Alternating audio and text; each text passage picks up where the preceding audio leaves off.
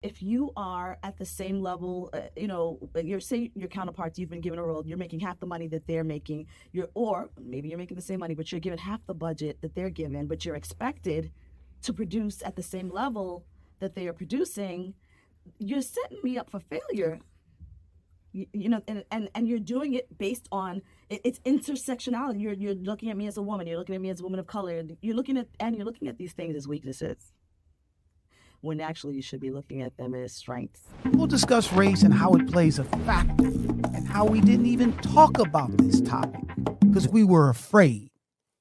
A Black Executive Perspective. Welcome to a Black Executive Perspective podcast, a safe space where we discuss all matters related to race, especially race in corporate America. I'm your host, Tony Tidbit.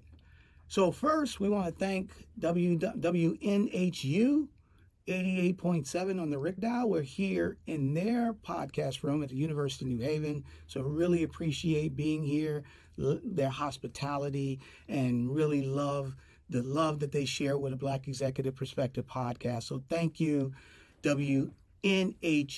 And then also, don't forget to check out our partners, Code M Magazine, whose mission is saving the Black family by first saving the Black man. Check them out at codemmagazine.com. So, the significant yet often overlooked challenges faced by Black women ascending to leadership roles can undermine their authority and effectiveness. Despite breaking through glass ceilings, these leaders encounter unique hurdles. Today's guest, Sonja Hayes McNaughton, founder and CEO of Discovering Eden, will delve into these issues and explore potential solutions to overcome them. Sonja Hayes McNaughton, welcome to a Black Executive Perspective Thank podcast. you so much for having me, Tony. Happy to be here. I'm so glad you're here. And, as you guys know, we're in, again, University of New Haven podcast studio. Sonja came all the way down here from New Jersey. Look at her. She's all dialed up. She's ready to be able to come and talk about a very important topic that's not spoken a lot about. So I can't wait to hear her expertise. And we're going to dive into, the challenges Black women leaders face and how to overcome them. But first, we want to learn a little bit more about Sonja. So Sonja, tell us a little bit about your background. Sure. I'll start, I guess, with I'm from New York. I am in New York at heart. I live in New Jersey now, like you said. I am a first-generation Belizean American. My family is from Belize. And I'm the youngest of four. And I'm now the mother of three. Wow. 3 big kids. And I have a wonderful husband as well. And I have had I won't use the word illustrious, but I've had a blessed career in marketing. It's okay to say illustrious. Okay. So we don't build ourselves up enough, that's right? True. You're right okay, about that. so it's all good. You're right about that. I've had an illustrious career in marketing, and my background is I have a degree, an undergraduate degree in organizational management, and a graduate degree in strategic leadership and communications, which kind of it's a twofold. It segued me into marketing, but it's also segued me into owning my own company for corporate training for executive leadership for women. That is awesome. Great background. I love that. So tell us a little bit about Discovering Eden, your company. Sure. Discovering Eden is, I like to consider us change agents. We are all about empowering high-achieving, high-performing women of color. Actually, women overall, but we do place a heavy emphasis on women of color. And we just prepare them with the proper tools, whether it's networking, a community of like-minded individuals, programs, executive leadership. If you are at executive level, maybe if you are in the C-suite and you're leading an enterprise and you need to have a better understanding of what it truly means to embrace DEI, we have programs for that. And then we also have programs just for women who are trying to facilitate or plan out their trajectory for their career in leadership, rather. And so you can be in midline management or you can be in senior management, but it's really helping them with their professional development skills, whether that's soft skills, some technical skills, or even things like imposter syndrome, training on that. So if you're in midline management, we have programs that will help you kind of navigate imposter syndrome, or if you need executive presence, but reinforcement, or how to have influence in the workplace, or if you need just some training just to have a board seat if you want to join boards. So we have a number of different programs, workshops, webinars, and we also have a curated library where you can just find resources, whether it's case studies or just other thought leadership pieces that you can use to glean from and use for best practices, or just to enhance your professional development. Wow. I mean, that's insane. There's a lot of stuff that you end up helping leaders overcome. And so real quick, what made you want to start your own business? I spent about 20 years in corporate America, and like I said, it's been illustrious. I was blessed, but I also found that there were some I don't want to use the word glitches, but there were some moments that I felt I was at a disadvantage. So, and I feel like some of that was due to not only my gender, but obviously to my the fact that I'm a minority woman. Right. And so, after 20 years in the business, I then decided I wanted to help other women who might be struggling in the same way that I did, right? So when I say struggle, I mean, things that may have taken me 15 years to achieve. I feel like I might have been able to achieve that maybe in 7 years. And so if I would have done things differently, or if I had the advocates in place or something of that nature, and so I want to be that kind of a servant leader, to help others to really get to where they're trying to go faster and smoother, less complicated. I love it. And that's what we need more of, servant leaders, right? Yes. That's the key phrase that you said, is servant leaders. And I don't think that a lot of leaders know what really being a leader is. It's not a title.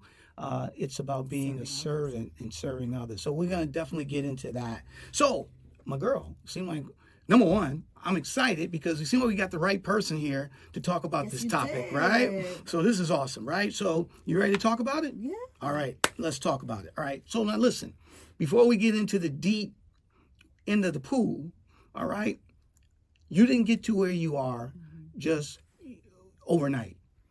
Tell us a little bit about the influence of your family, your early life, and how that shaped you to where you are today. So, I come from a strong Christian faith family, my parents. And so, if anything, I think that, that has taught me about dedication and loyalty, commitment, serving others. So those are all values that were embedded in me. And I think the other thing is that my parents, coming from another country, and you have that American dream, and you get here, you want to get that good job and stick with it for 35 years and get the package and retire. And, so that lends itself to the commitment that I spoke about. It does not lend itself to entrepreneurship, but it did instill those good hardcore values in me that take you far, whether you were an entrepreneur or just, working for another corporation. So I think that's how my family, my upbringing, played into it. Yeah, it seems like the discipline of hard work, right? Even though it wasn't about entrepreneurship, it was still about getting up every morning, bringing it every day, regardless of how you felt, regardless of what the circumstances said, regardless, you had to do that. So if I'm hearing you correctly, that is like the root of one of the things that your parents basically provided you. Is that correct? It absolutely is. And I mean, just an example, when my father retired and they gave him his file, I think he had like over 200 and something vacation days and sick time that he never took, right? That's dedication. Right. So we were, and that was instilled: hard work, do what you have to do, be a person of your word. And I mean, those are just, they don't get old. Those values just don't get old. They're the fundamentals of life, right? And if you follow the fundamentals, guess what? They don't fail, right? They'll pass the centuries of time. The time, yep. So, based on that, tell us a little bit about your first racial turning point. Oh, I remember, and then there have been a few, but the first one, it was in 2001. I was in a meeting, and it was some of us were in the meeting, and physically, and then there was some on the conference line. And one gentleman that was on the line, I didn't know him personally, but I had a feeling that he was a man of color. On the call, someone referenced him with the N-word, right? So let me just back up. Yeah. Conference call. Yeah. At work. And I'm making a mistake. He was not on the call. They referenced him, but he was not on the call. So they were talking about They were him. talking about him. And he wasn't on the call. He wasn't on the call. And then they use the N-word. But the people that were on the call did not know that I was in the room. I was the only Black person in the room. So they're under the assumption, I'm assuming, that it's just, there's no minorities in the room, so they can say this word freely. Right. This is before Zoom. Oh, yeah. This is before Teams. 2001, this is right. before. So it's just a regular speakerphone. Yes. People talking, and they didn't know you were in the room. So what happened? And so they used the word. I thought I heard it, but part of me was like, I must have misheard. That couldn't have been what it was. But I knew what it was because immediately after the meeting was over, two of the managers scooped me up and they took me in an office and they wanted to explain that this is not the typical way that business is done. They can't believe that this was said, and they wanted to kind of sweep it under the rug. I allowed that to happen, right? It was very early in my career. I was stunned that had happened in a corporate working. You hear things when you're in school, but I didn't know how to respond to it. And they apologized, but it left a stench. It lingered. Mm-hmm. How did that make you feel, though? Even though that was your first experience in corporate America? It made me feel different. And I already knew I was different. Mm-hmm. But it made me, and it definitely confirmed for me that this gentleman was a man of color. And it made me feel a little bit confused because, perplexed. I didn't know what the right way was to address it. I felt scared to speak up about it or challenge it. Mm-hmm. Mm-hmm. I let them apologize and I left it alone. In hindsight, I could have gone to human resources. I could have taken it to a higher level. I could have amplified my voice more to, bring some awareness to, because that shouldn't be happening. But I didn't do that. But it's, what was the lesson in it? I learned in that. That's one of the learning lessons that you have to use your voice, or else your silence can perpetuate this type of behavior. Right. Did you, in that situation, at that company, did you, because obviously this ain't the first time they did that. No. Right. So did you see any more of that while you were there? I personally, if maybe covertly, not the way that had happened. I think they were very careful with me after that. Mm-hmm. Very, very politically correct. Mm-hmm. Very correct. So I did not experience that afterwards. But you see microaggressions in other ways. But I honestly, I feel like that company did stand by, being, they're renowned, they're global, they're a good organization. I don't think that that's how they were operating maybe at that level, but it got murky. Yeah. So you mind if I push back on that a little bit? And I know what you mean saying that they're a globally known organization. That'll make them a great organization. If they can use racial epithets regarding their employees and nobody's held accountable, they ushered you to the side and tried to get you to sweep it under the rug. Quiet it. Right? Mm-hmm. Did that person get fired? No. Did that person, you see my point here? Yes. So that to me, they're not reputable. Right. Yeah. Okay? You're doing what most companies do in these situations.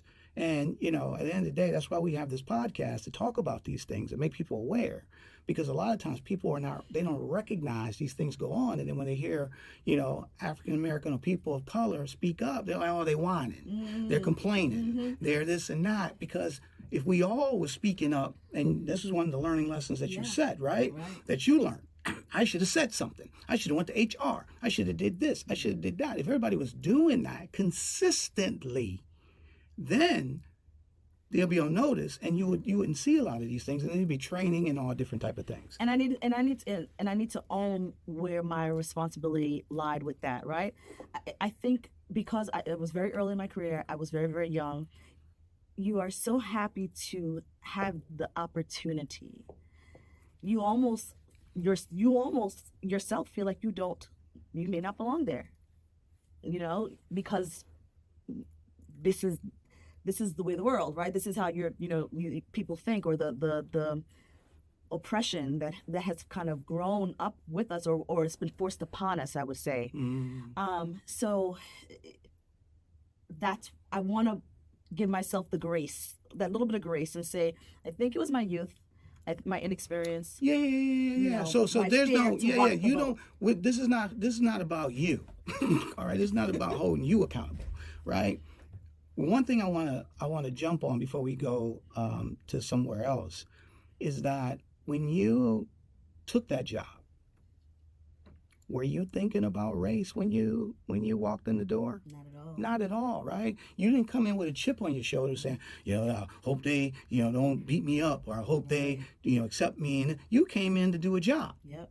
Right? So the race was the furthest thing from your mind. Yep. Right? Then all of a sudden, the world reminded you about race. Is that correct? In an ugly way, too. When you use the N-word, that's an ugly way to be reminded. Yeah. Exactly, right? So speaking of that, let's jettison a little bit, right? Because, Black women leaders, okay? And, at the end of the day, I don't think everybody understands what intersectionality means, okay? To be fair, I didn't know what it meant until like a year or two ago, right? And then once you hear it, it makes sense, right? And so can you speak to a little bit about intersectionality, and then talk a little bit about how that affects the female Black leader in corporate America? So intersectionality has existed forever, but the term probably was not coined until more recently. Right. And it really just means that there are more layers to the identity of the person. So for me, I am a woman, and I am a woman of color. So that's just two things, right? We could layer in other things like denomination, or you're a mother. Yeah, exactly. All those things. Keep going. All the things that describe is not single axis. Everything that describe that identifies who you are. So the way that I think it can be a disadvantage for you in the workplace is we tend to get marginalized, or they want us to kind of conform into stereotypes, narrow stereotypes, right? Stereotypes that they have created for us, right? I hate this stereotype, but it's always out there. And if you speak up, you're an angry Black woman. Black man too. Well, I guess. But so. yeah, but Right, no. No. You're 100% right? But does that happen? Now, I've been in tons of conference rooms and meetings where there are tons of women, or white women, or men. Go ahead, keep talking. Don't stop now. Right. Speak it up. Speak up. Person. They're running. Yes. They're running the conference room. They're the leader, right? Yes. And to be fair, in my opinion, they did nothing wrong. Okay, they didn't. They didn't, right? Some of them are admired or revered, or correct. They're strong, and they assert their authority the right way. And correct. But then when a Black woman does it, what? We are angry. Okay, we are angry, and I'm not saying that we aren't sometimes. Maybe we are, but that doesn't define who we are, or we don't get to be called every time we challenge you. Doesn't make us an angry Black woman. Yeah, and I would say this too. And I hear your point where you say maybe we are, but I don't. That's not. It's not that. Okay. At the end of the day, it's a stereotype to diminish people of color, right? Women, to knock their leadership abilities. If the same person that was white said the exact same thing with the same type of passion, same type of level of from a vocal audio standpoint, same type of level. To your point, they'll be revealed. She ain't taking no junk today, or you don't want to play with double A because when you better get it done, right? Those things are like great leaders. When a woman, a black woman, person of color says that, they're angry, they're aggressive. Okay, because they want us to be docile. Yes. Okay. Because we should just be happy that we're here. Exactly. Speak to so go further onto the intersectionality and how it affects women of color. There's a number of things. It can demean your self-esteem. If you are at the same level, your counterparts, you've been given a role, you're making half the money that they're making, or maybe you're making the same money, but you're given half the budget that they're given, but you're expected to produce at the same level that they are producing, you're setting me up for failure. And you're doing it based on it's intersectionality. You're looking at me as a woman, you're looking at me as a woman of color, and you're looking at these things as weaknesses, when actually you should be looking at them as strengths, right? You should be embracing the differences, and that's what diversity is about. So I think those are just a few things. There's several things, but those are just a few things that really kind of ruffles my feathers, because I've been in that position before. I've been in a position where, you want me to produce how many commercials, and my budget is, $500,000. How am I supposed to do that? And then I'm supposed to, these are the KPIs. We have to measure, make sure that everything's doing well. There's you're almost like playing with my career, playing with my job. And I know that there is more to this than just the fact that there's not enough budget. Because why does my counterpart have $2 million in their budget or $3 million in their budget? And then there is no, I'll use the word grace again. There is no grace based on the disparity of the budgets. There's no grace at all. You just, you didn't perform as well. So because I want to make sure we're clear. So back up a little bit. So when you ran into that situation where your budget is less than your counterpart, and I would imagine you push back and say, hey, blah, blah, blah, blah, blah. What was the reason? Did they give you any type of reason, anything like that? I'll be very, in that situation, I have been told before, make it happen. There's no, this is all there is to give, make it happen. Or, we had to take from your budget to, there's another initiative that's coming up that we have to allocate for. Right. But you still need to make it happen. So they still want you to perform at a high level. They still want you to perform at a high level. And then when you said grace, they don't give you any grace. Specifically, what do you mean? When I say grace, meaning if you're giving me less of a budget, then I feel like the expectation should be KPI should be lower based on the budget, right? Based on the budget. So if you're not doing that, that is setting me up for failure. You want me to take money in my own pocket? That's not going to happen. So there's no other way around it. How am I supposed to accomplish these things that you're asking me to accomplish if you're not giving me the resources and the tools that I need to do it? So when you, being a leader, being in that situation, do you leave work at work, or do you carry that at home as well? I try my best not to carry work at home. I don't like to talk about work. I mean, discovering it is different. When I was in corporate America, no, that's your baby. That's my baby. I tried not to do that, but I mean, to be quite honest, when situations like that, it flows. It becomes more than just this is just a work issue. This becomes almost personal. So that's the next step. Go, keep going. Right. So when it becomes personal, then I am carrying it home, because I'm feeling undervalued. I'm feeling I won't say insignificant, but I'm feeling unworthy of the fight, right? So my boss should be able to fight for more money for me if he wants to do that, right? Or he doesn't want to ruffle feathers. So those are the things that kind of seep into a woman of color, that she takes home at night, that she's sleeping, and these are the ruminating thoughts that are coming back. How am I going to accomplish this? How am I going to do this? How am I going to make this happen? You don't want to fail. that's not what you want to do, even though you know that you've been given a card that is hard to, a deck of a hand that's hard to win, but you're still trying. And you know, that's been our identity Yeah. since we've come here to the United States. But we're good at it. We've become good at it. We become good at it, right? It's overcoming with nothing. Yes. Right? And turning water into wine and stuff to that nature, right? But at the end of the day, that doesn't matter, okay? At the end of the day, so think about it for a second. I want to hear your thoughts on this.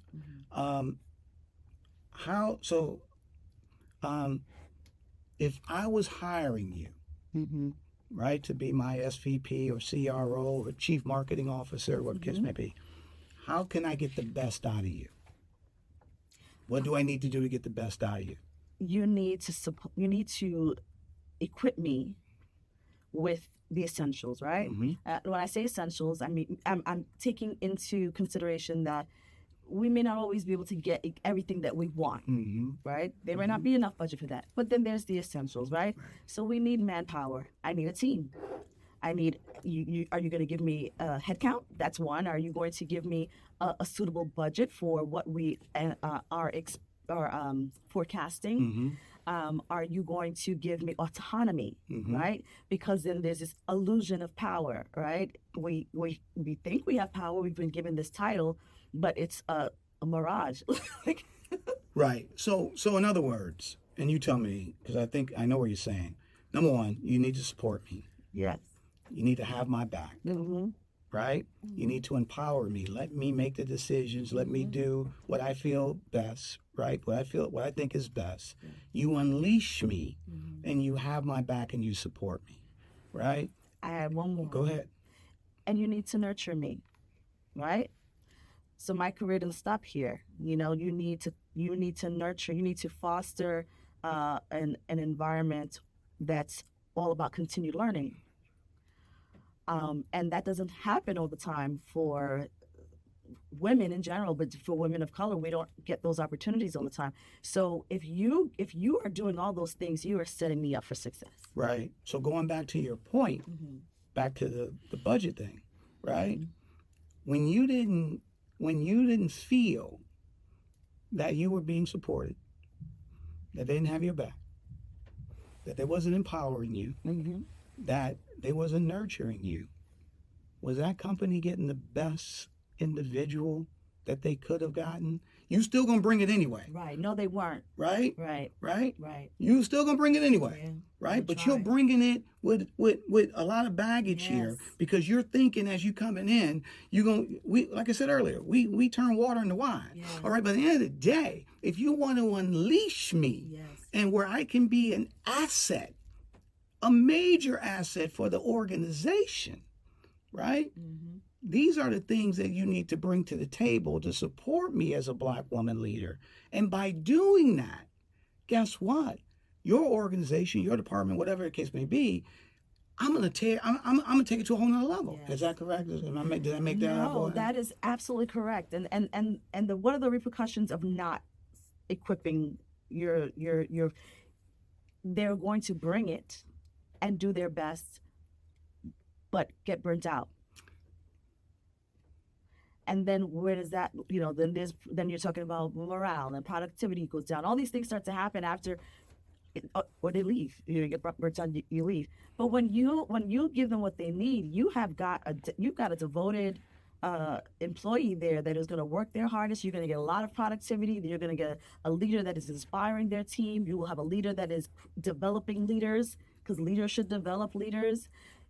And at the end of the day, it is going to benefit your company so much more if you would just factor all of the pieces in that your leader needs to succeed and to be successful. And it's that simple, I think. No, you're 100% right? Let me ask you this. You said earlier about the company that you were working with when your first racial turning point happened. You said you were the only person in the room. You probably wasn't a leader at that point, right? But let me ask you this. Have you been in organizations where you were the only, person of color from a leadership standpoint? Okay.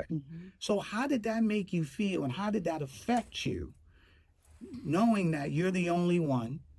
They hired you. You don't see anybody that look like you. Yeah. Okay? Yeah. How did that affect you in terms of navigating and being effective at that organization? And so that's tokenism right there, right? Mm-hmm.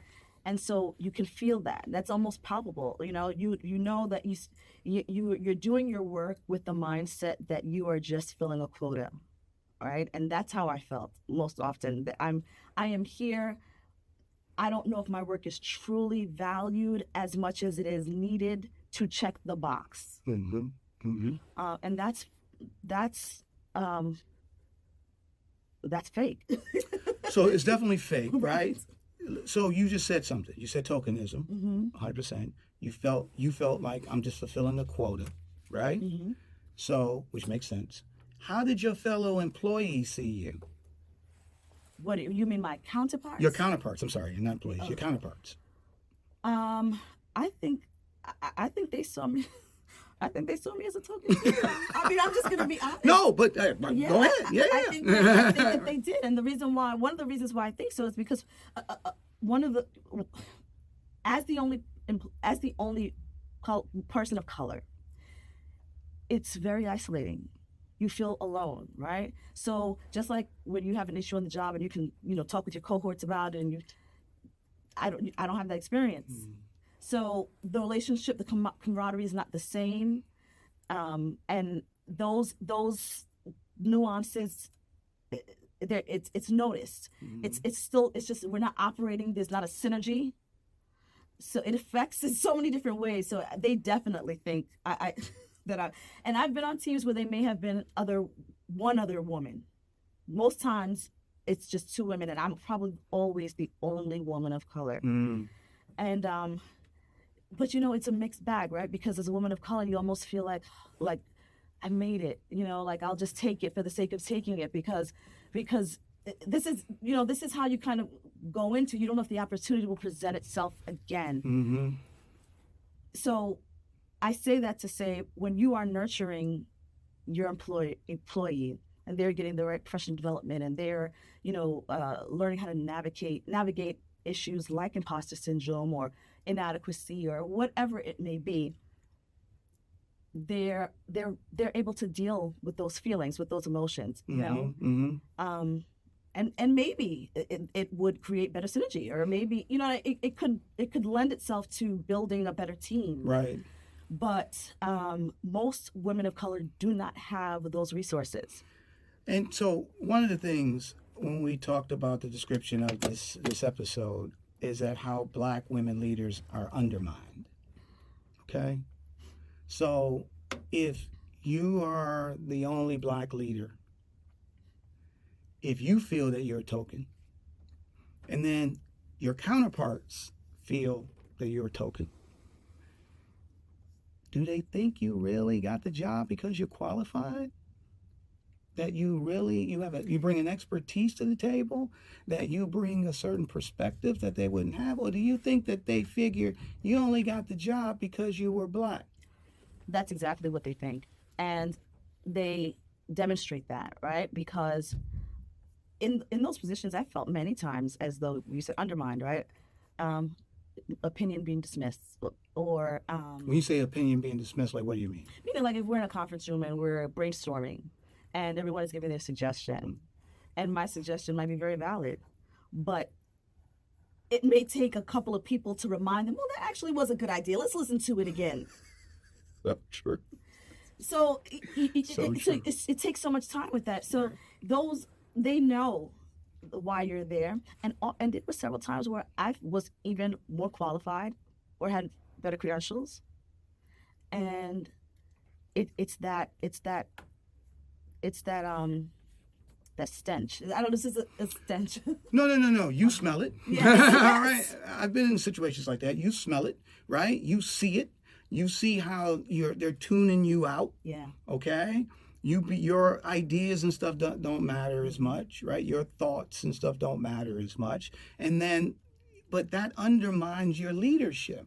Here's the thing, and let me ask you this: when you were in a leadership position, you had a team. Mm-hmm. Is that correct? Mm-hmm. So that's where it does it. Go ahead, talk to us a little bit about that. How does this affect you and the team?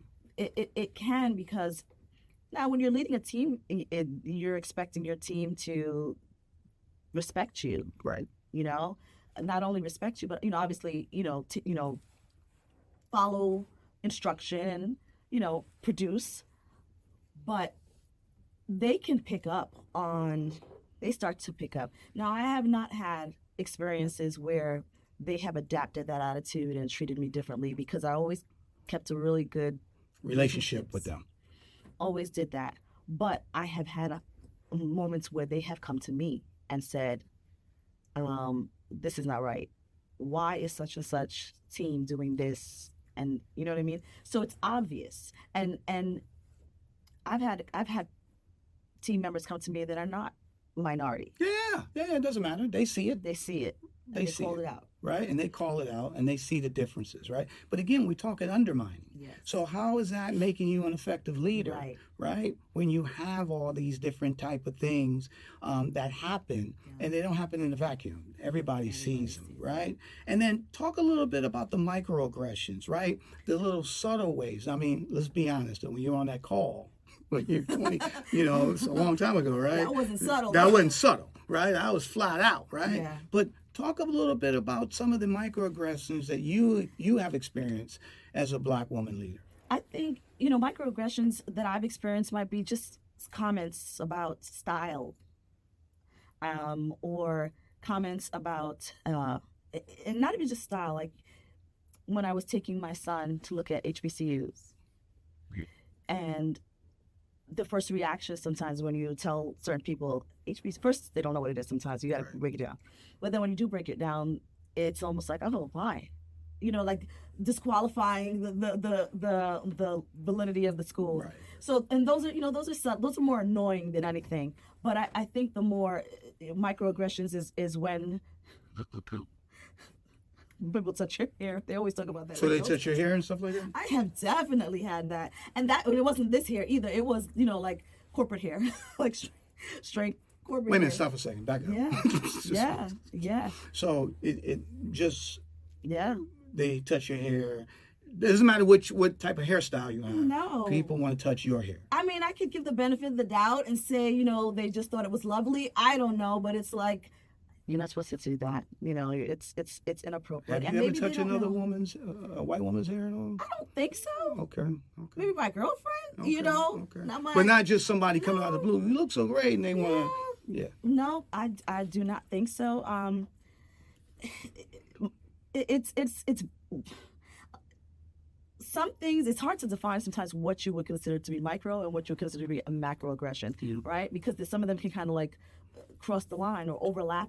Can you define both? Yeah. So a macro. Okay. So the instance that happened with me that we just talked about when they said when they used The N-word. The N-word. That is a macro to me. But if they didn't know that I was in the room and it was, would that be also considered like a microaggression? No. No. Anyway, I think the micro is the stuff. Why your son going to an HBCU or touching your hair and stuff of that nature. And I think maybe macro would be counterparts that question, why did you get so much money for that budget? Or why are you getting another headcount? Why are you getting another full-time employee? And then they will actually go question and go to the boss and say, I don't understand, why is Sonja getting another FTE? I need more help on my team.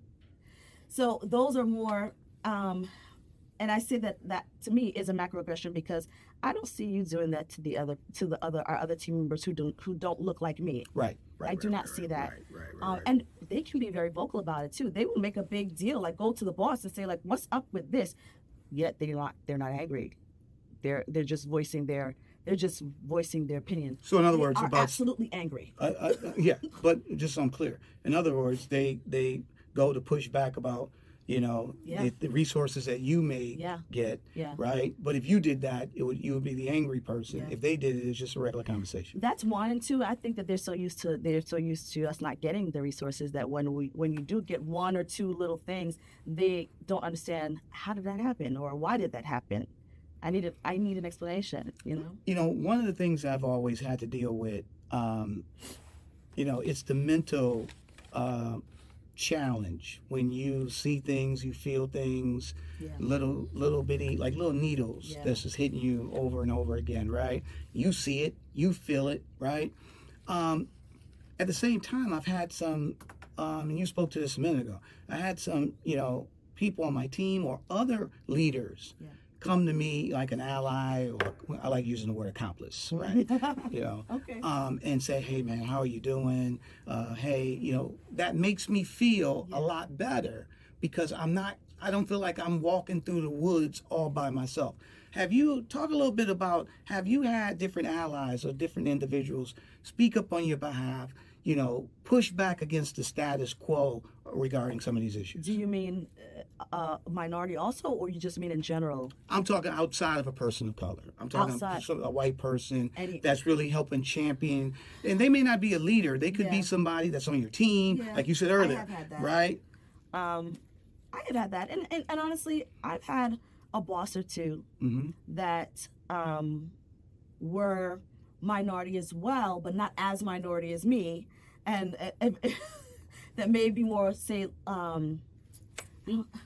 can pass. They can maybe pass. Am I allowed to say that on this? Yeah. So I'm just being clear here. So I'm so were you scared saying of they're what to light say. skinned? They're light skinned or they're dark skinned? What do you mean? Yes. Like, So they are. hold on, Latino. stop a second. You on a Black Executive Perspective podcast? You just speak your mind here. And when I say can pass, he can pass. He can kind of. He can look white. Yeah. And he's Yeah. part of. They feel he's part of their white Yeah. affiliation, right? Right. Group, I should say. He can fit in there. Right. But he also knows who he is as well, so he can kind of resonate with what I'm feeling Right, to right, a certain degree. Right. So he has fought for me before for budgets to the higher up. He has done that. And in those moments, I have felt like that has been an ally, so to speak. I have not had a lot of moments like that, though. I really haven't. I think a lot of times people are about what they're doing. They care about themselves and what they have going on, and they're not always going to be willing That's true. to Yeah. step on, and if they are your counterpart, they're not trying to give up what they have for you, So that's basically why I think I haven't had too many of those experiences, but I did have one or two that were meaningful enough. So, you think about it, and you said illustrious career. Okay. You said illustrious. No, you said it. You I said, said "Can I it. say it?" No, you said illustrious. I said, "You can say illustrious. We don't build ourselves did. up." Okay. I did. So hold on. You said illustrious, right? And so, based on all the things that you've dealt with, okay, that most people don't know about, as being a Black woman leader, all right? Why do you say illustrious?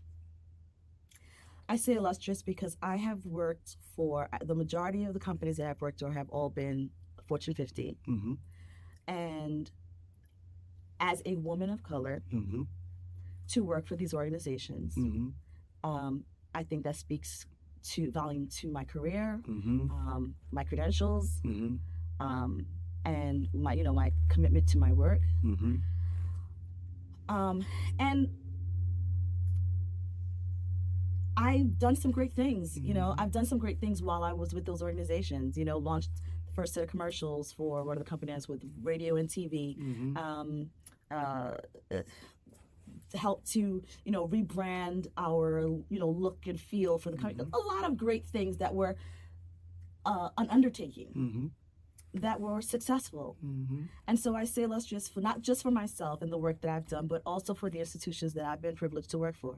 And that is awesome. And at the end of the day, think about what you could have done had you been supported, seen as an equal, right? People support you as they would do with any person, right? You've had an illustrious career and still had to deal with all these things. Yes.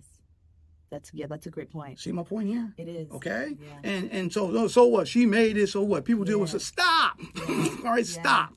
Okay? At the end of the day, Just getting through the door is thank you, right? These things that, women of color deal with, Black women deal with. Yeah. All right? And, when we backing up to intersectionality, one of the things I had to learn, and look, everything you said, everything, I've experienced as a black male in corporate America, from tokenism to hierarchy.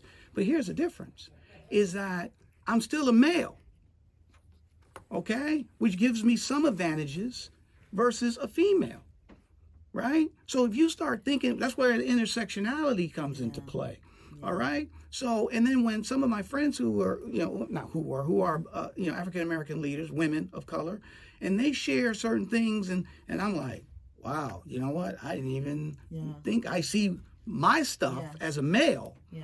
But when I hear about the things that our sisters of color go through, I'm like, wow, right? And so you carry this. A lot of women, black women, are carrying a bag on their shoulder, and still bringing it every day. Yes. Right? And can sit here on a black executive perspective and say, I had an illustrious career. And trust me, we've had a lot of women leaders come on here, and they've said a lot of the same things that you've said, right? Yeah. And they got PhDs, they're CEOs, they're chief marketing officers, they got a ton of stuff going on, right? But that doesn't diminish what we had to go through. What people, not just what you had, what people still have to go through, right? Yeah. And this is why we speak up on these things. Speak a little bit. Did you have something you want to say about that? Go ahead. Well, not necessarily about that, but I was going to say, about 10 years ago, was it Sheryl Sandberg came on the scene for the book Lean In. I don't know if you know that. You've heard that. I know. She's an executive at, really? So she wrote this book called Lean In. Educate me. Yeah, she wrote it. It's great principles. It's about women, leaning into your voice, finding your voice, being authentic, and doing it all, having your career. She worked at Facebook. I forget. She might have been like the chief operating officer of Facebook or something like that. And it went wild. Got you. I think she might have done a TED Talk, and it's good principles, but it's not. That's not the experience for women of color, right? She is speaking from a place of privilege, right? Because she's, Ivy League and all these things. She's also speaking from the table. She's already sitting there. She has that seat.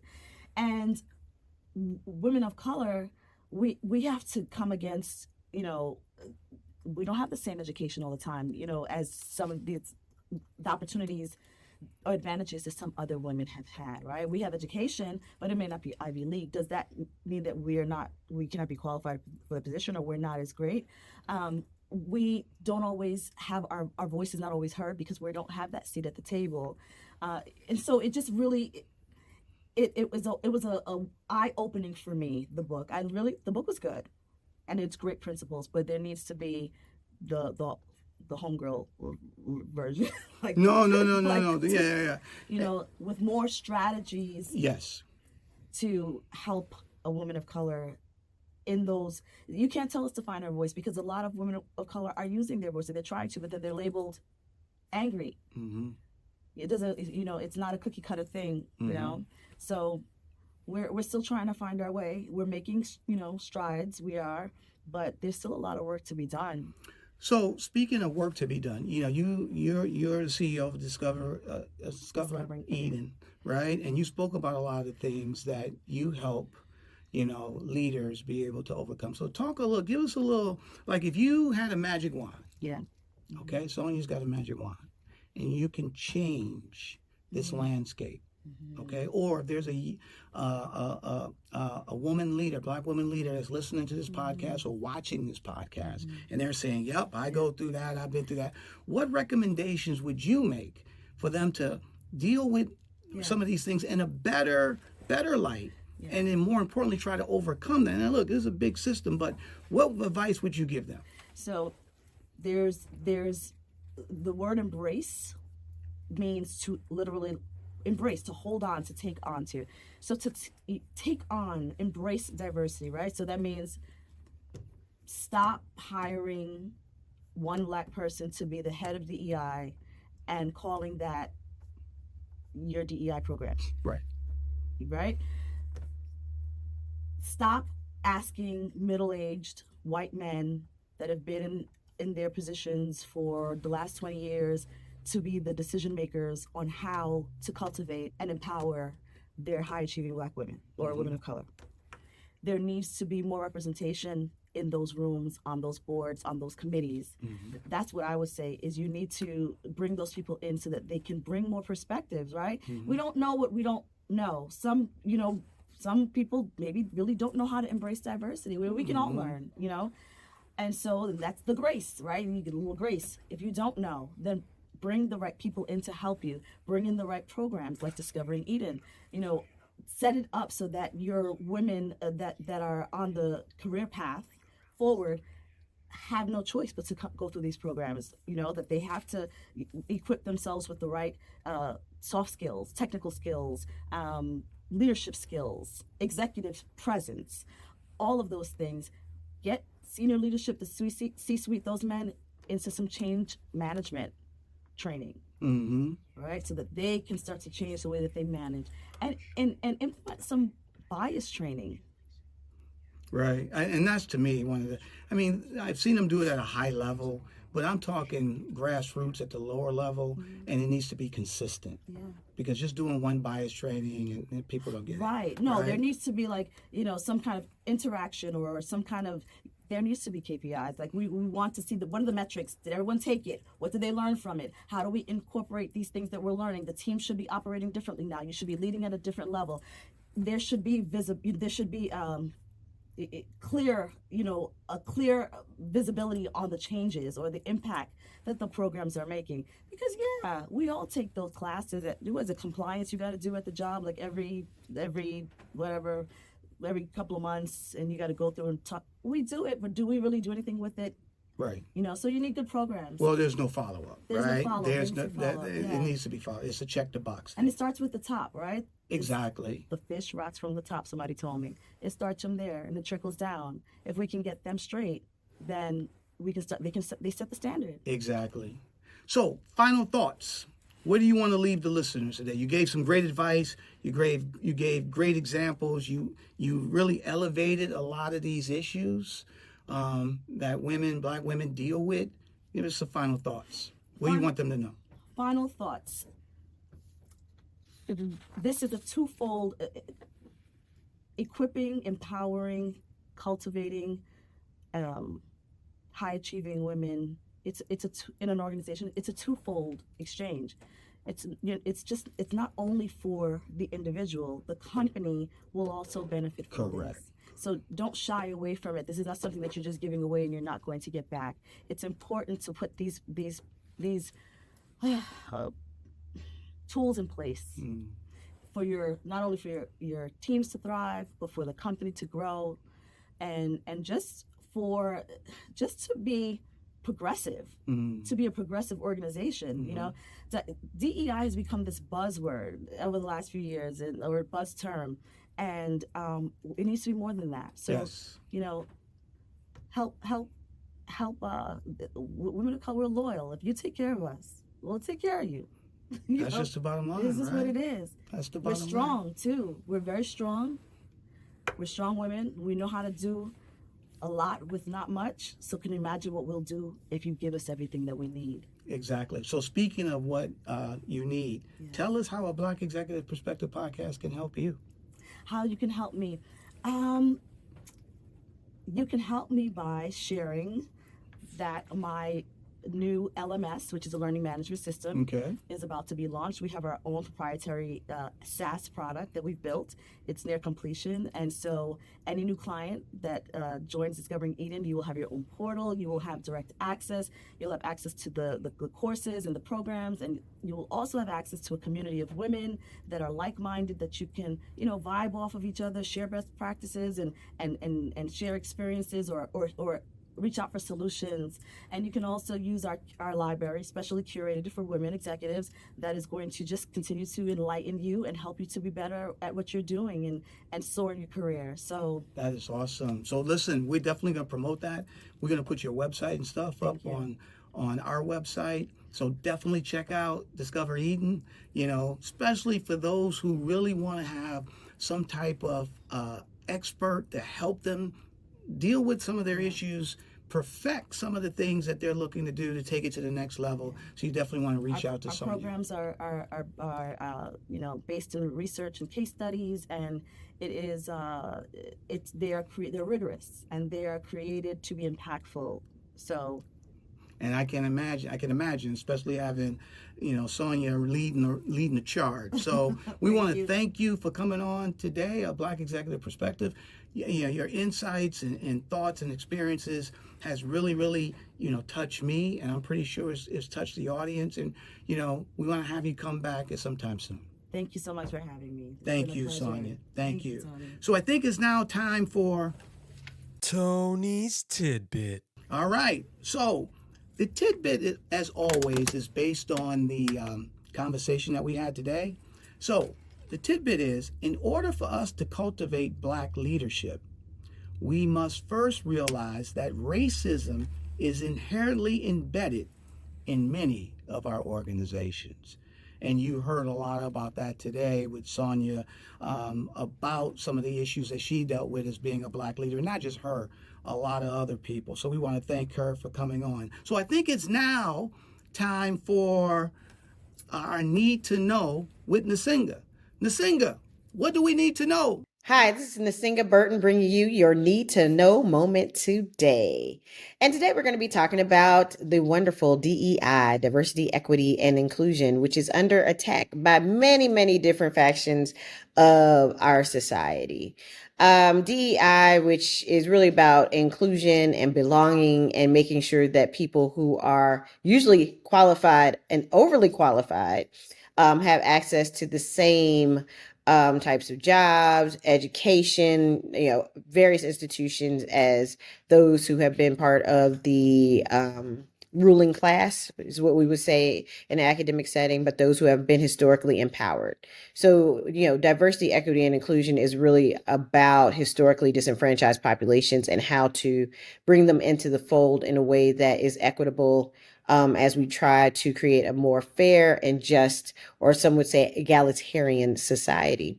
So it's been really interesting as of late that DEI has become sort of a Republican dog whistle, and has been presented as something other than the desire to create a more equitable and just society. But it has become a term that is now aligned with being less than, with being unqualified, with being part of a movement. And this is not true, right? These are just what people are saying and doing in order to take away opportunities from historically disenfranchised populations, and these opportunities that they otherwise would not have.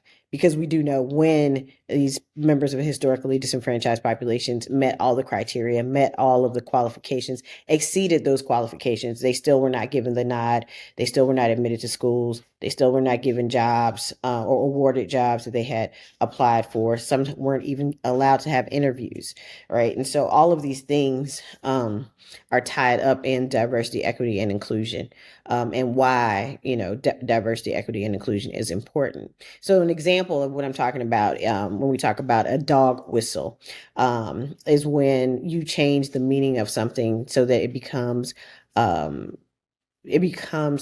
negative, right? It becomes something other than what its original intent is. So example, you all have been watching the unfolding of, or the aftermath of, the collapse of the Francis Scott Key Bridge in Baltimore last month. It's in Maryland. And, it was purely an accident. It's still under investigation, but for all intents and purposes, it was an accident that happened. In fact, the people who warned the police, who subsequently died in the accident, the only people to have died in the accident were immigrants. Right. So, and Latinx immigrants who were working. I say all of those things to say this is an accident that happened. The mayor of Baltimore is Brandon Scott, a young man. He's 39 years old, native Baltimorean. And the governor of Maryland is Wes Moore, again, native Baltimorean, African-American. And the port commissioner is a Black woman named Corinthia Barber, again, native Baltimorean. And what happened or some of the things that you might have seen is people on Twitter saying, oh, the DEI mayor. This is why this accident happened, because they have an unqualified DEI mayor in place. This is why this accident happened, because they have an unqualified DEI port commissioner in place. This is why this accident happened, because we have the DEI governor, unqualified DEI governor in place, right? So it's this idea that anything that is diverse, particularly Black, right? It's rooted in anti-Black racism, but anything that is diverse, anything that is Black has to be less than an unqualified, even when the facts state the opposite. And so you have like Phil Lyman, who's a GOP Republican gubernatorial candidate out of Utah, who's saying, calling them the DEIs, right? Versus calling them by their names. And so what this does is, first of all, it makes people have an incorrect understanding of what DEI is, right? It maligns and mislabels. This is the second part. Maligns and mislabels people and what they're doing.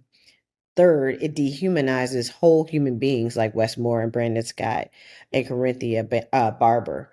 It dehumanizes them so that you feel okay about calling them less than or underqualified because you value them less, right? All of those things happen when you use these dog whistle tactics, right? You use these tactics to bring out the conservatives, to bring out the people to criticize, who have no real information. And the same thing would have happened had you had Republicans in office at that time, right? This was an accident that was unavoidable to a large extent. And then the challenges that were happening have nothing to do with those individuals or their qualifications. So why would you do that other than to mislead people?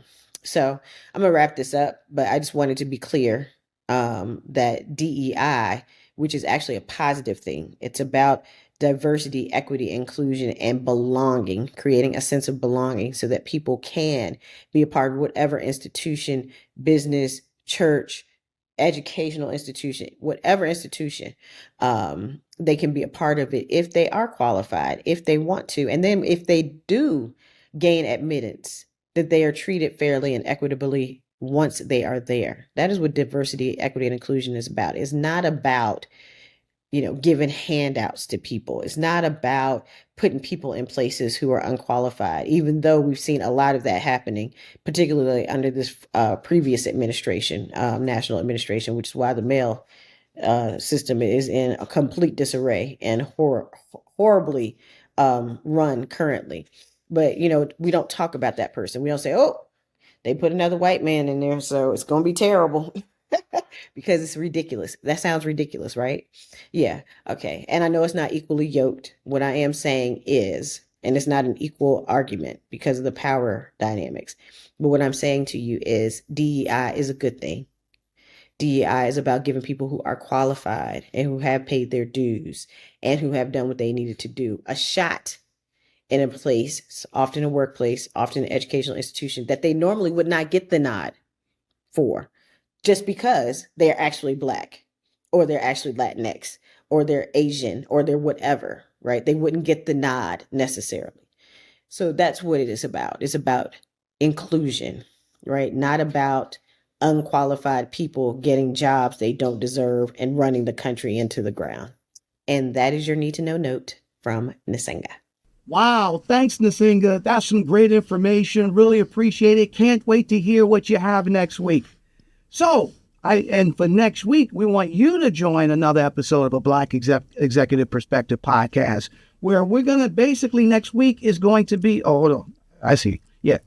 next week is going to be the voices of the African diaspora, stories across continents. So you definitely don't want to miss this. But one of the things that we want you to do, which is very important, is incorporate our motto, less, LESS, because we're looking to decrease racism and any isms. So first, L means learn. You want to educate about other cultures, history, other people. Then once you learn, E stands for empathy. That should give you more. You should be more empathetic to your fellow human being. And then S stands for share. Share what you learn to others so more people can be educated And then the final S stands for stop. We want to stop racism, discrimination, wherever it runs up in our face. So when grandma at the Thanksgiving table said something inappropriate, you say, Grandma, you can't say that, right? So if everybody's incorporating less, we'll have a fair kind of world. And these are the things that you can put in action and control. So let's everybody do that. So continue to follow a Black Executive Perspective podcast wherever you get your podcasts. And you can follow us on all our socials on Facebook, LinkedIn, X, TikTok, and Instagram at a Black Exec. So I hope you enjoy our conversation today. The illusion of power, challenges faced by Black women executives. I want to thank our guest, Sonja McNaughton. I want to thank the people behind the glass, Double A, and we got Noel, all helping it out, making things work. And so we talked about it. We love you, and we're out. Executive Perspective.